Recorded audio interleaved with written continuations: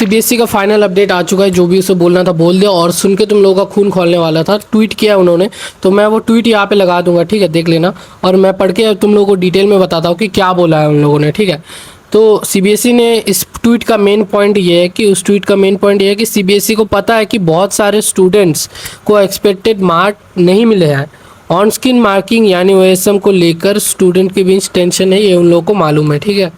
CBSE ने बोला है कि ओएसएम कोई नई चीज़ नहीं है।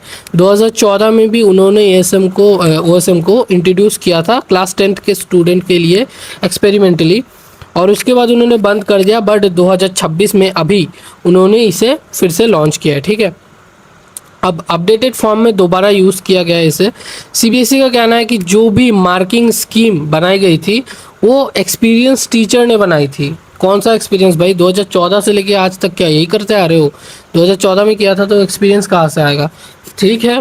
हर क्वेश्चन के स्टेप्स और सॉल्यूशन पैटर्न को ध्यान में रखते हुए मार्क्स दिए गए थे। यहाँ तक कि बोर्ड ने ये भी बोला है कि किसी अल्टरनेट मेथड से किया गया हुआ प्रॉब्लम सॉल्विंग मेथड भी, उसको भी मार्क दिएगा। मतलब एग्जाम्पल के लिए अगर तुमने मैथ कर रहे हो, तो अगर तुम्हें वो मेथड नहीं आता जिस मेथड से ये होने वाला है और तुमने अलग मेथड से किया है, तो उसके भी मार्क तुम्हें मिलेंगे, यही बोला गया है।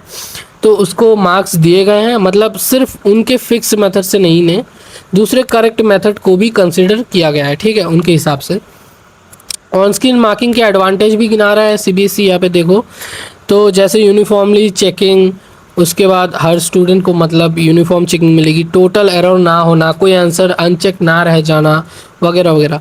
उसके बाद सीबीएसई ने बोला है कि अगर कोई स्टूडेंट अपने मार्क्स से सेटिस्फाइड नहीं है, ठीक है, जो कि बहुत सारे स्टूडेंट हैं, तो जैसे मान लो फिजिक्स में तुम्हें 90 या 95 मिलना था बट तुम्हें 70 या 65 मिले हैं, तो उनके पास भी ऑप्शन है। क्या ऑप्शन है मैं बताता हूँ।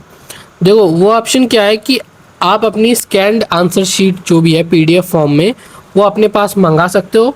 इसके ऊपर मैं एक वीडियो बना दूंगा डिटेल में, अगर चाहिए तो कमेंट में बता देना। अच्छा, तो 19 से 22 में के 20 स्कैन्ड कॉपी के लिए विंडो ओपन है, तो 700 रुपये, समझ लो 700 रुपये पर सब्जेक्ट रखी गई है। सीबीएसई का कहना है कि स्टूडेंट पहले स्कैन कॉपी देखे, अगर उनको ऐसा लगे कि इशू है तो फिर वेरिफिकेशन के लिए, रीचेकिंग के लिए अप्लाई कर सकते हैं। मतलब ऑफिशियली उनका कहना है कि उनकी तरफ से तो कोई गलती नहीं हुई है, उन्होंने अपने हाथ खड़े कर दिए हैं। अगर स्टूडेंट को डाउट है तो वो कर सकता है जो भी वेरिफिकेशन प्रोसेस।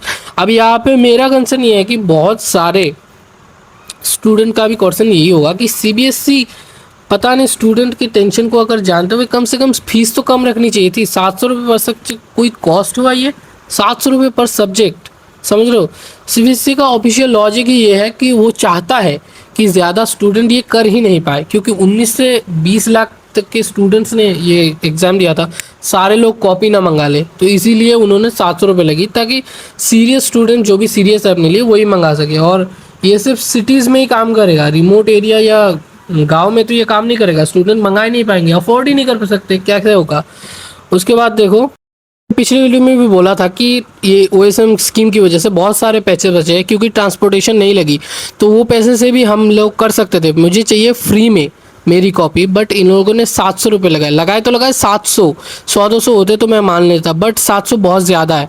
मतलब मेनली देखा जाए तो इन्हें तो फ्री देना चाहिए था, बट ये 700 दे रहे हैं, क्योंकि फ्री अगर दे देंगे तो सारे स्टूडेंट्स, जितने भी स्टूडेंट हैं, वो सब लोग अपनी कॉपी मंगा लेंगे और इनके लिए वो पॉसिबल नहीं है, तो इसीलिए ये लोग स्कीम लगा रहे हैं। उसके बाद तुम वेरिफिकेशन के लिए भी 500 दोगे, ठीक है, अगर तुम्हें कॉन्सर्न है तो वेरिफिकेशन के लिए 500 दोगे, और पर क्वेश्चन तुम लोगों को 100 रुपये देने पड़ेंगे।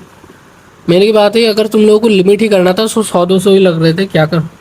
सीबीएसई ने ये भी बोला है कि अगर किसी स्टूडेंट को कोई डाउट या ग्रेवियंस है तो वो उनके ऑफिशियल टोल फ्री नंबर जो भी है उस पर कॉन्टैक्ट कर सकता है, और अगर कॉल नहीं करना, कॉल करने में मौत आती है, तो ट्वीट कर लो या फिर वो जीमेल दिया गया है। साथ ही उन्होंने ये भी बोला है कि किसी भी अपडेट या न्यूज़ के लिए सीबीएसई के ऑफिशियल चैनल को ही यूज़ करें, मतलब फॉलो करें।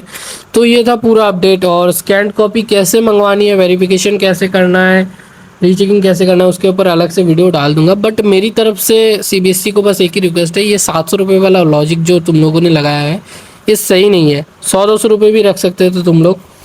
उसके बाद लेकिन ऑनेस्टली देखा जाए तो 700 रुपये काफ़ी ज़्यादा है, क्योंकि उसके बाद भी अगर तुम लोगों को वेरिफिकेशन करना है तो 500 रुपये देने पड़ेंगे, एंड पर क्वेश्चन तुम लोगों को 100 रुपये देने पड़ेंगे, तो ये काफ़ी ज़्यादा है। तो यही मेरा प्रॉब्लम है।